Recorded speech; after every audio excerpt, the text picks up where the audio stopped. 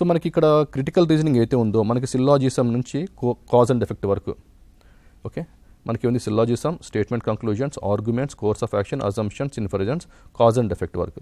So ఇంతవరకు మనము ఎలా ప్రిపేర్ అవ్వాలి దీనికి అంటే ముఖ్యంగా ఇక్కడ నుంచి వచ్చే వెయిటేజ్ మనకు తక్కువగా ఉంటుంది.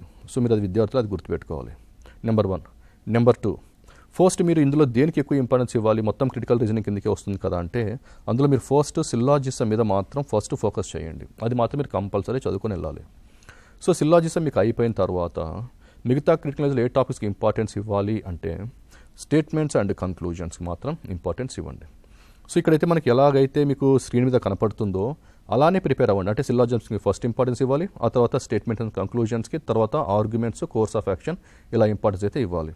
కానీ నేనేం చెప్తానంటే మీకు ఫస్ట్ మీరు coding, decoding, analogy, odd one out series చదివిన తర్వాత blood relations, directions, when diagrams కూడా అయిపోయిన తర్వాత మ్యాథమెటికల్ ఆప్షన్ చేసిన తర్వాత మాత్రమే సిల్లాజిజం స్టార్ట్ చేయాలి.